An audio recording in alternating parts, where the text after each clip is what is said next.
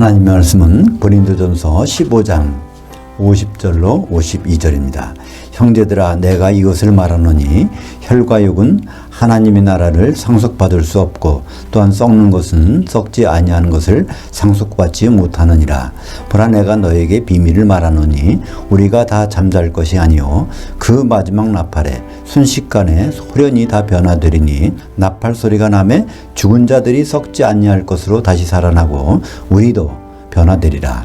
오늘 말씀 가지고 이스라엘 마지막 설날 기대되는 찬란한 부활이라는 제목으로 말씀을 나누겠습니다. 오늘은 설날입니다. 설날은 나이를 한 살 더 먹는 날이죠. 동시에 받아들이기 좀 나쁜 말이지만 죽음의 성큼 한 걸음 내딘 날이기도 합니다. 결국은 죽어가는 거예요. 태어나는 순간부터 죽어간다는 사실은 아무도 부정하지 못할 것입니다. 그러면 기독인에게는 이 설날이 무슨 의미가 있을까요? 성경에서의 설날이 어느 날인지 그날이 어떤 의미가 있는지 우리는 성경을 통해서 알아보기를 원합니다. 우리 설날은 음력 정월 초하루지만 이스라엘 설날은 그들도 음력입니다. 그렇지만 우리하고는 한 달 정도 차이가 있죠. 7월 초하루 곧 나팔절 날이 이스라엘의 설날입니다. 레위기 23장 24절에 보면 이스라엘 자손에게 말하여 이르라. 일곱째 달 첫날은 너희에게 큰 안식일이 될지니 이는 나팔을 불어 기념할 날이요 성회라. 여기에 그냥 안식일이 아니고 큰 안식일. 우리 성경에는 그냥 안식일이라고 되어 있지만요. 그 히브리어 원전에는 안식일이 두 종류입니다. 샤파트라는 안식일이 있고 샤파톤이라는 안식일이 있습니다. 그러니까 한 주에 한 번씩 찾아오는 거는 샤파트입니다. 샤파트 안식일. 근데 특별한 명절 첫날이라고 하는 건 특별한 경우는 샤파톤이 나오는데 매달 초하루에 이 샤파톤이 나오는 것은 1년에 이날밖에 없습니다. 그러니까 7월달은 어떤 의미가 있을까요? 이스라엘의 7월달은요 완전수의 달이고요. 그 완전수의 첫날은 아주 큰 안식이 있게 되는 그런 날이라는 것입니다. 우리 명절은 대개 과거를 기억하지 않습니까? 과거에 누가 어떤 일을 했다 그러면 그걸 기억합니다. 뭐 3.1절 하면 1919년 3월 1일 날 독립운동을 했다. 그래서 과거를 기억하는데요. 성경의 절기는요. 이건 앞의 일을 기억하는 겁니다. 예수님이 그때 무슨 일을 행할까? 이것을 다 기억하는 것이 성경의 절기입니다. 6월절도 그렇잖아요. 6월절 양이 피를 흘리는 날. 그럼 예수님이 언제 그걸 이루실까? 그 다음에 6월절, 무교절, 초곡절, 오순절 다 예수님이 이루셨어요. 이제 앞으로 이룰 날 절기는 나팔절입니다. 그러면 이스라엘 절기와 우리 절기와는 무슨 상관이 있을까요? 우리가 이스라엘이라면 레위기 23장 24절에 나오는 이 나팔절을 우리가 지켜야 됩니다. 근데 우리는 이스라엘일까요? 구약 성경에 나오는 이스라엘은요, 유대인들입니다. 12지파 나오죠. 근데 신약 성경에 기록된 이스라엘 12지파는 유대인이 절대로 아닙니다. 우리 성도들, 기독교인들이 신약의 이스라엘 12지파입니다. 그것을 단적으로 설명해 주고 있는 것이 마태복음 19장 28절입니다. 예수님이 그러셨어요. 인자가 영광의 보좌에 앉을 때, 이제 재림에서 그리스도 심판대에 앉을 때 나를 따르던 너희 사도들도 12보좌에 앉아서 이스라엘 12지파를 심판하리라. 그러니까 예수님이 오셔서 심판하시는 사람이 누굴까요? 예수님이 재림하시면요 모든 기독교인들은 죽었든 살았든 다 올라갑니다. 거기서 심판을 받는데 그 심판받는 사람들 기독교인들을 뭐라고 했냐면 이스라엘 12지파를 사도들 보고 심판하리라 하신 것입니다. 그래서 신약 성경에 나오는 이스라엘은요 유대인들 그러니까 육신의 유대인들이 아니라 바로 기독교인들을 가리킨다는 것을 우리는 분명히 아셔야 성경을 이해할 수 있습니다. 그걸 이해하기 못하면요, 요한계시록에 나오는 인맞은 자, 이스라엘 12지파, 그럼, 유대인들 가리키나? 절대로 아닙니다. 요한계시록도 신약이죠. 거기 나오는 이스라엘 12지파도 기독교인들을 말하고 있는 것입니다. 그러니까 우리가 진정 영적인 이스라엘이라면 이 나팔절도 우리가 깊이 생각해 봐야죠. 우리가 이 나팔절을 지키면서 바로 예수님이 오시는 날, 그날을 우리는 기억하며 살아야 될 것입니다. 이스라엘의 절기가 그러니까 7개 명절들은 예수님의 일정표입니다. 예수님은 나팔절에 대해서 무슨 말씀하셨을까요? 성경의 마태복음 24장 31절에 예수님은 이 나팔절에 대해서 말씀하셨습니다. 그가 큰 나팔 소리와 함께 천사들을 보내리니 그들이 그의 택하신 자들을 하늘 이 끝에서 저 끝까지 사방에서 모으리라. 이것은 예수님이 자기 얘기를 하시는 거예요. 인자가 올 때, 그러면서 마태복음 24장 30절에는 인자가 올 때 이런 일이 있다 하면서 이제 31절에 이 말씀 하신 것입니다. 그러면 나팔절은 바로 주님이 다시 오신 날인데 그때 성도들은 부활합니다. 그래서 다 공중으로 올라가는 것이죠. 그것이 데살로니가전서 4장 16절 17절에 아주 상세하게 기록되어 있습니다. 우리가 어디를 휴거될까? 어디서 만날까? 만나는 장소까지도 나와 있어요. 누가 올라갈지도 나와 있습니다. 한번 읽어볼까요? 주께서 호령과 천사장의 음성과 하나님의 나팔소리로, 이게 나팔절이라는 뜻입니다. 하나님의 나팔소리로 그 하나님이 친히 하늘로부터 강림하시리니 그리스도 안에서 죽은 자들이 먼저 일어나고, 그러니까 기독교인이 먼저 일어나고 그 후에 우리 살아남은 자들도, 우리라는 것은 기독교인들이죠. 살아남은 자들도 그들과 함께 구름 속으로 끌어올려져 공중에서 주를 만나게 하시리니, 거기서 주님을 만나는 것입니다. 그때 심판이 이루어지는 거죠. 이 장면이 더 상세하게 기록되어 있는 것이 요한계시록 1장 10절부터 16절까지입니다. 사도 요한이 몸은 밤모섬에 있었는데 영으로 주의 재림의 날까지 가서 거기 공중에서 그 장면들을 봤는데 7개 교회 한가운데 인자가 거기 있고 그 인자의 모습 속에서 뭐가 나옵니까? 16절에 보면 입에서 검이 나온다고 되어 있어요. 그죠? 인자 입에서 나오는 검이 19장에 보면 그 백마탄자가 그 검으로 심판하는 싸우더라. 그러니까 날선검으로, 좌우의 날선검으로 심판하는 싸우더라. 그게 바로 그리스도의 심판대를 보여주고 있는 것입니다. 그러니까 공중에 올라가면 즉시 무슨 일이 벌어져요? 그리스도의 심판된 것입니다. 그 후에 혼인잔치가 있게 되는 것이죠. 그 나팔이 계시록에서는 마지막 나팔, 7번째 나팔이라고 소개되고 있습니다. 그러면 7번째 나팔이 불릴 때, 마지막 나팔절이 이루어질 때 어떤 일이 벌어질까요? 두 가지가 기록되어 있습니다. 요한계시록 10장 7절, 7째 천사가 소리내는 날 그의 나팔을 불려고 할 때, 그러니까 이게 이제 마지막 나팔절이죠. 그 하나님의 그의 종 선지자들, 곧 사도들을 통하여 전하신 복음대로 그 하나님의 그 비밀이 이루어지리라 하더라.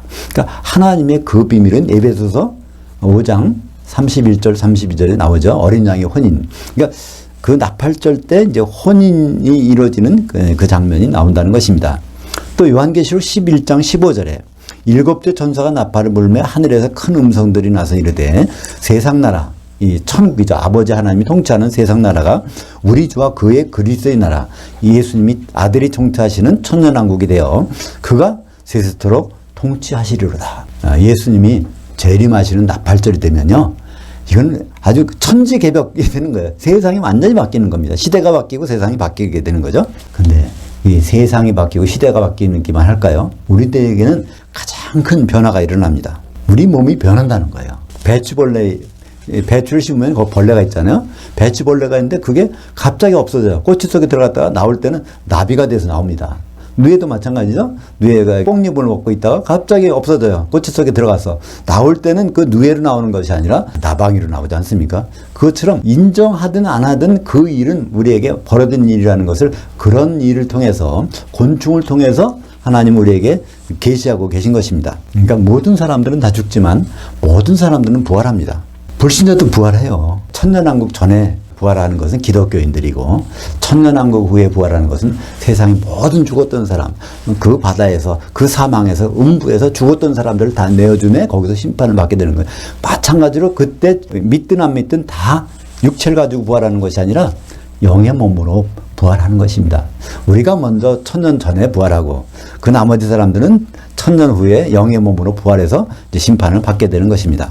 고린도전서 15장 51절과 52절 오늘 본문 중에 있는데요. 보라, 내가 너에게 비밀을 말하노니 우리가 다 잠잘 것이 아니요 그 마지막 나팔에, 이게 나팔절의 마지막 나팔입니다. 순식간에 홀연히 다 변화되리니 나팔 소리가 나매 죽은 자들이 썩지 아니할 것, 이게 영의 몸이죠. 그리고 다시 살아나고 우리도 영의 몸으로 변화되리라. 그래서 이제 주님 오시면 우리가 이런 몸이 아니라 전혀 색다른 몸, 한 번도 경험하지 못한 몸, 그런 몸으로 변화가 되는 것입니다.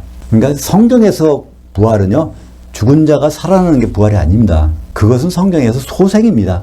다시 죽습니다. 육신이 살아났다가 다시 죽어요. 그러니까 부활이라는 걸 첫 번째 본 사람 누굴까요? 예수님입니다. 육신이 몸이 이제 죽고 영체로 영의 몸으로 살아난 분이 첫째고, 두 번째가 누굴까요? 두 번째가 기독교인들입니다. 세 번째가 백보자신에 받으려고 나오는 사람들요. 그러니까 부활은 첫째는 예수님, 둘째는 기독교인, 셋째는 나머지 모든 사람들. 이게 이제 부활은 크게 세 번 있는 것인데, 그 부활은 뭐라고요? 육의 몸이 영의 몸으로 변화되는 것을 성경에서는 부활이라고 하는 것입니다. 고린도전서 15장 44절에 그걸 정확하게 말씀해 주고 있죠. 혼의 몸으로 심고, 우리가 이게 혼의 몸입니다. 우리의 영혼이 들어가서 사는 몸이야. 혼의 몸으로 심고 영의 몸으로 다시 살아나나니 혼의 몸이 있은즉 영의 몸도 있느니라. 그러니까 누에가 있으면 나방이가 있고 배추벌레가 있으면 뭐가 있어요? 나비가 있듯이 그런 일이 우리 인간에게도 사람에게도 나타난다는 것입니다. 근데 그 순서를 성경에서는 정확하게 말씀해 주고 있어요. 그 첫째 부활, 둘째 부활, 셋째 부활, 마지막 부활. 고린도전서 15장 23절로 24절까지. 그러나 부활하는 순서는 각각 자기 차례대로 되리니 먼저는 첫 열매인 그리스도요. 다음에는 그가 강림하실 때 나팔절 때 마지막 나팔에 그리스도께 속한 자들이요. 그러니까 그리스도께 속한 자가 그리스도인 기독인들이죠. 그 후에는 마지막이니, 마지막 부활은 그가 모든 통치와 모든 권세와 능력을 멸하시고 그의 나라, 천년왕국이죠. 그리스도의 나라를 아들이 아버지께 하나님께 바칠 때라. 그러니까 이것이 백보자 심판 때 마지막 부활이 있다는 것을 말씀해 주고 있습니다. 그러니까 우리는 이 부활을 안다고 하면서도 너무나 의식하지 않아요. 우리가 살면서 부활을 얼마나 의식합니까? 그러니까 예수님은 아주 꿈깨라고 한 말씀 해주신 게 있어요. 예수님은 돈과 명예와 건강 전부를 누리다가 죽어서 지금 음부에 가 있는 부자를 소개해주고 있습니다. 어떤 사람이 있었는데 그 사람이 돈이 많았어. 참 부자인데 이 세상은 참 여유 있게 넉넉하게 건강하게 그렇게 사는 사람이 있는데 그 사람이 결국은 어떻게 되겠느냐, 그것을 실화를 소개해 주신 것입니다. 이게 누가복음 16장에 나오는 부자와 거지 나사로는 이건 비유가 아닙니다. 실명이 공개되어 있어요. 실화입니다. 지금 부자는 음부에 있어요.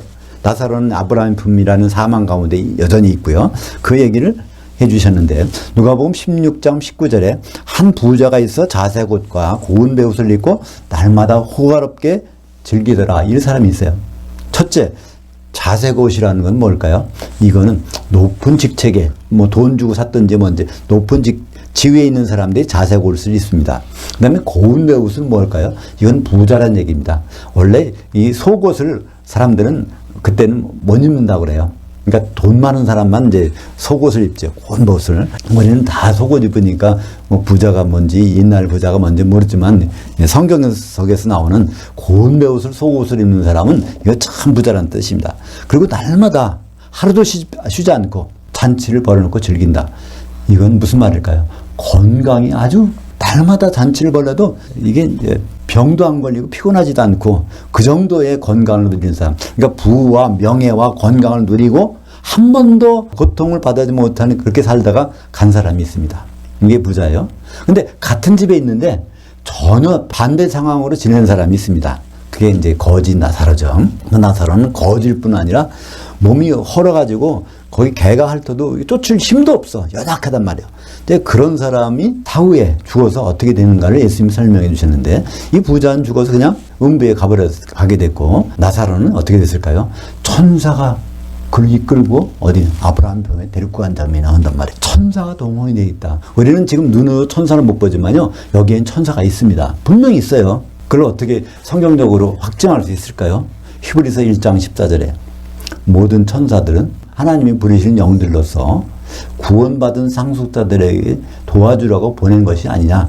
그러니까 우리가 구원받았다면 우리를 도우는 천사들이 여기 분명히 있습니다. 우리는 육신의 눈으로는 안 보이지만, 근데 나사로도 천사가 동원해서 도와줬다는 얘기는 그가 구원받았다는 얘기를 여기서 말씀해 주고 있는 것입니다. 그러니까 우리는 육신의 삶, 그 다음에 육신을 벗은 후에 나타나는 일들이 반드시 있다는 것을 예수님은 우리에게 말씀해 주고 있는 것입니다. 사람은 그래서 할 수 없어요. 육신을 갖고 있는 한은 죽을까봐 마귀에게 종로를 탄다는 것입니다. 이건 창세기 3장 14절에 그 말씀 있잖아요. 우리 조상 아담이 선악과를 통해서 범죄함으로 말미암아 그때부터 하나님은 그 법칙을 주셨어요. 뱀에게 너는 배로 다니며 네가 활동하기 끝나기까지는 땅의 흙을 먹을지지라. 그러면서 그 뒤에 아담 너는 흙에서 왔으니 흙으로 돌아가리라. 그래서 우리의 육신은 끊임없이 마귀가 귀신이 공격을 당하게 돼 있어요. 그에게. 그래서 우리는 무의식 중이라도 그렇습니다. 우리는 죽을까봐, 배고파 죽겠다, 웃어 죽겠다, 이 죽었다는 말이 자꾸만 배는 것이 이 마귀가 활동하고 있다는 뜻입니다.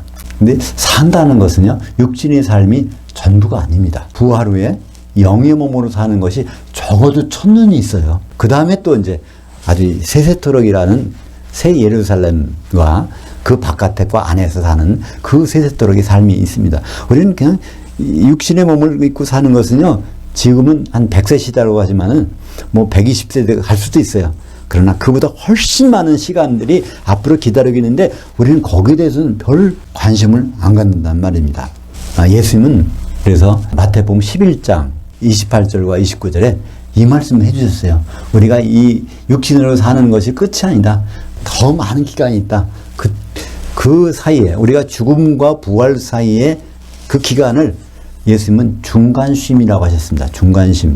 헬라어로는 아나파우시스, 동사로는 아나파우어라는 중간쉼이라는 단어가 있는데 그거를 번역한 분이 아무도 없어. 우리말 성경과 영어 성경에 그거를 그냥 쉰다고만 되어 있으니까 이제 나중에 죽어서 쉬겠지 이거로 번역하는데 그 단어가 참 안타까운 일이에요. 그 단어가 있는데 우리가 중간쉼이 있다는 얘기는 반드시 부활이 있구나. 그 다음에 얼마나 많은 기간 동안에 우리는 지내야 될까? 이걸 아는데 그 중간쉼이라는 단어는 싹둑 잘라버리니까 이제 그게 없어진 것입니다. 한번 읽어볼까요? 마태복음 11장 28절 29절 수고하고 있는 무거운 짐진 너희여 다 내게 주목하라. 내가 너희를 중간에 쉬게 하리라. 나는 마음이 온유하고 겸손하니 나의 멍에를 메고 내게 배우라. 그리하면 너희 혼들이 중간심을 얻으리니. 이 말씀은요, 제3자에게 수고하고 무거운 짐진 자들아 다 내게 오라. 내가 너희를 쉬게 하리라. 그러니까 예수 믿고서 참 안식 평안을 가지세요. 이 말씀이 아닙니다. 이 말씀은요, 사도들을 세워놓고 사도들에게 한 말입니다. 너희들이 이 사도의 일을 감당하기는 쉬운 일이 아니야. 굉장히 무거운 짐을 지고 있는데 너희들은 걱정하지 마라. 내 말 좀 한번 잘 들어봐. 너희들은 중간심을 갖게 될 거야. 그 다음에 이 일이 있다는 걸 생각해야 돼. 이 말씀을 하는 건데 이거를 제3자에게, 예수 안 믿는 사람에게 이 말씀 적용한단 말입니다. 여기에 중간심. 사도들에게 여기서 말합니다. 내 멍에를 지고 날 따라하는 거예요. 사도에게 지워진 멍에가 뭘까요? 교회를 지고 있는 거예요. 들고 있는 거예요. 기초석이니까. 그들이 기초석이니까 교회를. 그러니까 멍에라는 건 무엇입니까? 어떤 일을 하는 도구입니다. 그 멍에를 지고서 일을 하면은 그 일이 이루어지는 거죠. 근데 이 멍에가 요한계시록도 나옵니다. 이 멍에를요, 헬라어로는 쥐고스라고 그래요. 쥐고스. 요한계시록 6장 5절에 나오는데 검은말 탄 자가 있는데 그가 멍에를 가졌더라. 근데 우리말 번역에는 저울이라고 그랬어요. 저울. 갑자기 저울이라고. 그 쥐고스라는 단어는요, 한 번도 저울이라고 번역된 적이 없어요. 다른 데서는 다 멍에지. 근데 요한계시록 번역하는 사람이 그 저울이라고 번역해갖고 우리는 그때 기근이 온다. 심한 경제적인 뭐가 온다. 이거로 얘기를 하고 있는데요. 그렇지 않습니다. 그건 똑같은 쥐고스 멍에 달합니다. 근데 뭐가 나옵니까, 거기에 밀과 보리도 있고, 감람류, 포도주가 나와요. 그죠? 그 멍에가 있는데 밀과 보리, 감람류, 포도주, 이게 다 뭘까요? 요한계시록 18장에 보면 거기에도 이렇게 나오지 않습니까? 큰 성 바벨론, 마지막 때 교회에 있는 사람들의 구성원을 보니까 거기에 밀가루도 있고, 밀도 있고, 감람류도 있고, 포도주도 있고, 그 밖에 많은 여러 가지 성도들의 실체를 여러 가지 그 형태로 해서 우리에게 보여주고 있는 것입니다. 감람류는 성령이 충만한 성도들, 포도주는 세상 즐거움에 빠진 성도들, 보리와 밀 같은 건 뭘까요? 같은 알곡인데 알곡도 좀 비싸 돈이 나가는 거, 같은 성도 알곡 성도인데도 좀 다른 거, 그런 여러 가지 그런 모습들을 보여주고 있습니다. 세상에 이런 말이 있어요. 돈을 잃으면 조금 잃는 것이고, 명예를 잃으면 많이 잃는 것이고, 건강을 잃으면 전부 잃는 것이다. 이런 말이 굉장히 유명하지 않습니까? 아니, 멋있잖아요. 그러니까 돈을 잃으면 조금 잃어. 근데 명예를 잃으면 많이 잃어. 근데 건강을 잃으면 다 잃는 거야. 그러니까 우리는 건강을 아주 나이가 들수록 건강에 대해서 다 신경을 씁니다. 저도 그래요. 모든 사람들이 그거 신경 안 쓰는 사람 없단 말이에요. 요즘에는 평균 수명이 늘어나니까 이제 건강하지 못한 시간들을 적어도 10년은 살고 죽는다는 겁니다. 평균적으로. 모든 사람은요, 죽기 전에 10년 동안은 다 건강하지 못한 상태에서 남의 도움을 받아야 지는 상태로 죽어가게 된다는 거예요. 그렇기 때문에 우리는 건강을 아주 끔찍하게 생각합니다. 그건 좋은 일이에요. 근데 그거를 끝나면 안 되는 게 기독교인들입니다. 왜 그럴까요? 이 육신의 삶이 전부라면 그게 맞는 말입니다. 건강이 최고입니다. 그러나 마지막 나팔 소리에 모든 기독교인들은 죽어있건 살아있건 부활해서 중간시험을 마치고 영의 몸으로 주님을 만나게 됩니다. 고린도전서 15장 19절 만약 그리스도 안에서 우리가 바라는 것이 다만 이 세상의 삶뿐이면 모든 사람 가운데 우리가 더욱 불쌍한 자이리라. 그러니까 내 건강만 하면 세상적으로는 참 귀한 일을 하는 거예요. 그죠? 근데 기독교인들에게는 불쌍한 사람이라는 거예요. 왜냐하면 그것이 끝나는 시간이 있는데, 누구나 있는 시간이 있는데, 그것이 중간쉼인데, 중간쉼 다음에는, 하프타임 다음에는 본격적인 삶이 있다는 겁니다. 그 시간을 잊어버리고 살기 때문에, 준비하지 않기 때문에 참 불쌍한 자가 된다는 것입니다. 다시 말해서 불쌍한 자라는 건 뭘까요? 지옥 들어갈 기독교인들을 말하고 있는 것입니다. 기독교인으로 생활했는데 지옥 들어간다면 얼마나 불쌍합니까? 우리는 하루하루 다가오는 죽음을 두려워할 게 아닙니다. 오히려 부활 후의 천년을 어떻게 살 것인가, 그거를 대비해야 합니다. 요한계시록 14장 13절 하반절을 볼까요? 주 안에서 죽는 자들은 복이 있도다. 세상의 말이죠. 죽는 게 복이라는 말이 어디 있을까요? 세상에는 이런 법이 없어요. 그죠? 죽는 게 복 받았어. 근데 성경에 있다는 말이에요. 어떻게 죽어야?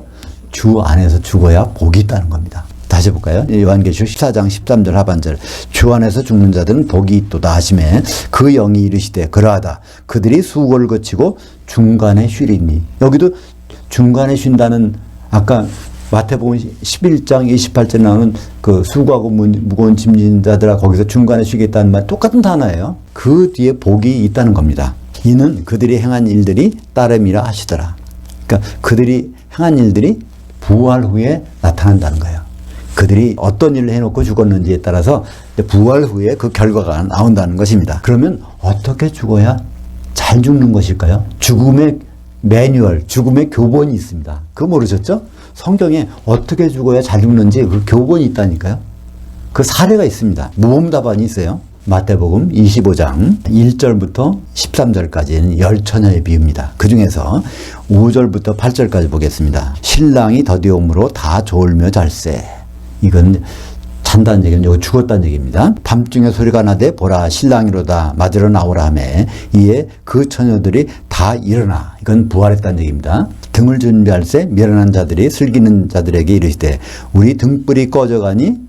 이거는 성령의 기름이 소멸됐다는 얘기입니다. 너희 기름을 좀 나눠달라 하거늘. 그러니까 주 안에서 죽는다는, 잘 죽는 것은요, 슬기롭게 죽는 것은 어떤 거고 미련하게 죽는 것은 어떠한 것이라는 것을 이것보다 정확하게 우리에게 알려주고 있는 것은 없습니다. 우리는 다 죽습니다. 근데 다 부활해요. 신랑을 만나라, 예수님을 만나러 부활합니다. 그러니까 미련한 처녀도요, 처음에는 성령이 충만했어요. 등불에 기름이 타서 불을 밝히고 있었단 말입니다. 근데 죽을 때 되니까 소멸됐어. 그리고 죽은 다음엔 부활해갖고 보니까 이게 켜지질 않거든요. 주님은 제자들을 뽑아놓고 말씀하셨습니다. 그것이 마태복음 10장 28절인데요. 마태복음 10장에는 12사도를 세우는 장면이 나오고 거기에 그들에게 당부하는 장면이 있는데 바로 그 말씀은요, 우리에게도 해당되는 말씀입니다. 뭐라고 우리에게 말씀하실까요? 마태복음 10장 28절 몸은 죽여도 혼은 능히 죽이지 못하는 자들 두려워하지 말고 오직 이 몸과 혼을 능히 지옥에 멸하실 수 있는 이를 너희는 두려워하라. 육신의 몸을 죽이는 자를 두려워하지 말고 영의 몸을 지옥에 보낼 수 있는 일을 두려워하라는 겁니다. 그러니까 누가 지옥 갈 수 있어요? 영의 몸을 입고 예수님을 만나러 공중에 올라갔는데 공중에 올라가서 지옥 갈 수 있으니까 조심하라는 얘기입니다. 이거는 세상 사람들에게, 안 믿는 사람들에게 예수님 말씀하신 게 아니에요. 예수님이 이 현장에 오늘 이 자리에 계시다면 똑같은 말씀 하실 거예요. 너희는 당신 여러분은 육신의 몸을 죽이는 자, 그럼 결국 마귀죠. 귀신들이고. 그들을 두려워하지 마세요. 영의 몸을 부활해서 나를 만날 텐데 그때 지옥 향하는 그분을 두려워하세요. 이 말씀이 있는 것입니다. 우리는 그냥 무심코 지나가지만 성경에 참 무서운 말씀들이 있어요. 근데 무섭기도 하지만 그게 복을 주는 말씀입니다. 지옥 가는 여부는 기독인에게 당면한 문제입니다. 불신자에게는 지옥 갈 일이 없어요. 왜냐하면 공중에 올라가서 그리스도의 심판에 서지 않으니까 지옥 갈 일이 없습니다. 그들은 음부에 있다가 백보자 심판에 나와서 그때 심판을 받을 거죠. 그러나 기독인들은 다릅니다. 우리는요, 반드시 지옥 가는 일이 당면 문제로 닥치는 때가 온다는 것입니다. 그때를 대비해서 준비하고 있으면 아무 일 안 일어나요. 그런데 준비 없이 가면은 미련한 다섯천 꼴이 돼서 내가 너희를 도무지 모르나 그 어두운 데 가서 이를 갈게 되는 일이 벌어지는 겁니다. 지옥은 도대체 누가 갈까요? 성경에서 지옥이 첫 번째로 나오는 것이 마태복음 5장 22절입니다. 그 지옥이 누구에게 해당되는 것을 아주 명백히 말씀하고 있어요. 그 제자들에게 말씀합니다. 마태복음 5장 22절. 나는 너희에게 이르노니, 나는 기독교인들에게 이르노니, 이런 말씀입니다. 형제에게 노하는 자마다 심판을 받게 되고, 형제를 대하여 나가라 하는 자는 공회에 잡혀가게 되고, 미련한 놈이라 하는 자는 불지옥에 들어가게 되리라. 여기 형제는 기독교인들입니다. 서로 사랑하라는 거죠. 아가페 사랑으로 사랑하지 아니하면, 아가페 사랑은 어떻게 이루어질까요? 로마서 5장 5절. 하나님이 성령으로 주시는 아가페 사랑. 그러니까 아가페 사랑을 하고 있다는 얘기는 성령이 충만하다는 얘기입니다. 그것이 아가페 사랑으로 나타난다는 거예요. 근데 형제에 대해서 아가페 사랑을 못하게 되면 지옥 가는 일이 벌어진다는 것입니다. 지옥은 어떤 곳인가? 마태복음 9장 49절. 거기서는 구더기도 죽지 않고 불도 꺼지지 아니하느니라. 그러니까 이 시체를 뜯어먹는 구더기가 있다고 할지라도 그 구더기가 죽지 않는다는 거예요. 그 정도 고통당하는 것이 지옥인데, 우리는 예수 믿는 분들은 적어도 지옥 가는 일은 없어야 되지 않겠습니까? 사랑하는 여러분, 지금 우리는 어디에 시간과 노력을 기울이고 있나요? 저부터도 사실 이 세상 사는 일에 대해서 많은 시간을 할애합니다. 마태복음 6장 30절부터 32절 볼까요? 그러므로 염려하여 이르기를 무엇을 먹을까? 무엇을 마실까? 무엇을 입을까? 하지 말라. 우리가 하고 있는 일 아닙니까? 이게 뭐 먹을까? 뭐 마실까? 누구 만나서 뭘 할까? 이는 다 이방인들이 구하는 것이라. 이것은 비기독교인들, 예수 믿는 사람들이 구하는 것이란 너희 하늘 아버지께서는 이 모든 것이 너희에게 있어야 할 줄을 이미 아셨느니라. 이게 완료형이야. 우리가 필요로 하고 이거 뭐가 있으면 좋겠다. 나 이 일을 해결했으면 좋겠는데 그 순간에 하나님 아버지께서는 다 이미 알고 계시다는 거예요. 우리가 그분의 뜻을 만족시킬 때 그분은 그걸 다 채워주신다는 것입니다. 우리가 원하는 것을 구하는 것이 아니라 우리가 아버지가 원하는 것을 구할 때 우리의 응답은 나타날 것입니다. 마지막 나팔절날, 마지막 설날이라고 할 수 있죠.